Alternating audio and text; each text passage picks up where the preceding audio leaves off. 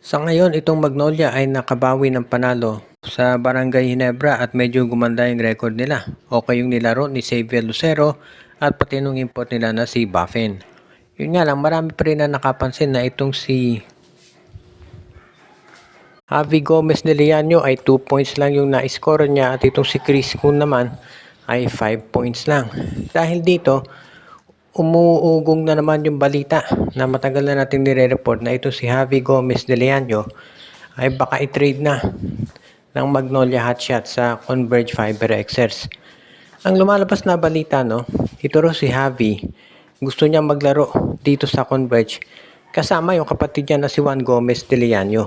At itong Converge Fiber Xers naman, obviously, nangaghahanap ng shooting scorer. So sa tingin ko baka matuloy na yung sinasabi nilang matagal ng trade, no? Itong si Javi Gomez de Leano for Alex Stockton. Kung sa bagay, fair trade naman yan. Si Stockton, solid na scorer yan, alam natin. Parang Gio Halalon. At magaling na defender. Samantalang naman si Javi, spot up 3-point shooter yan. At syempre, mas magiging komportable siya sa Converge. Dahil kasama niya doon yung kanyang kapatid na si Juan Gomez de Leano. Kaya itong trade na to, beneficial yan para doon sa dalawang teams, no? Kaya isa to sa mga bagay na nakikita ko na po pwede talagang mangyari.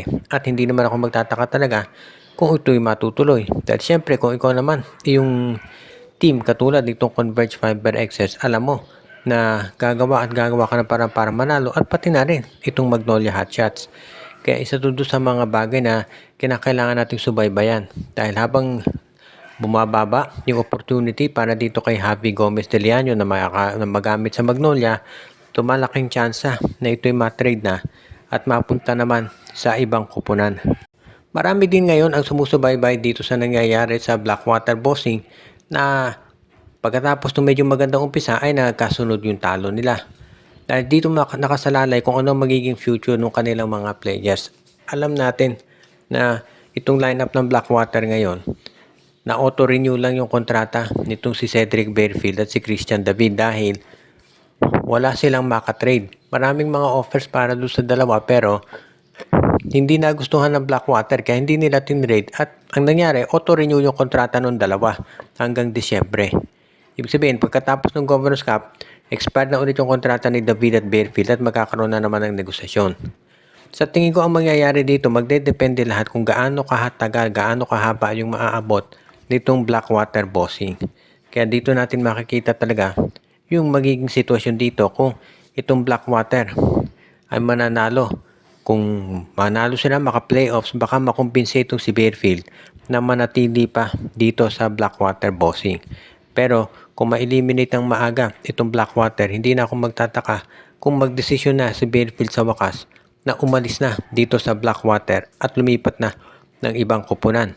Baka, obviously, ang daming teams na mag-i-inquire dito kay Barefield. Kaya hindi na ako magugulat talaga kung ito'y matutuloy. As it is, hindi naman nakapagtataka na maraming mga teams gustong makakuha dito pati na kay David. Pero mukhang maliwanag yung plano dito ng Blackwater Bossing na gusto nila na masiguro na kung magkakaroon man ng mga trades ay hindi sila malulugi. Dahil mukhang seryoso na yung management ngayon ng Blackwater dito sa kagustuhan nila na manalo. If ever na ito'y matuloy, yung pagte-trade dito kay Barefield, sa tingin ko magiging isa to sa mga balancing trades at hindi dapat mag-worry yung mga fans na malulugi ang Bossing.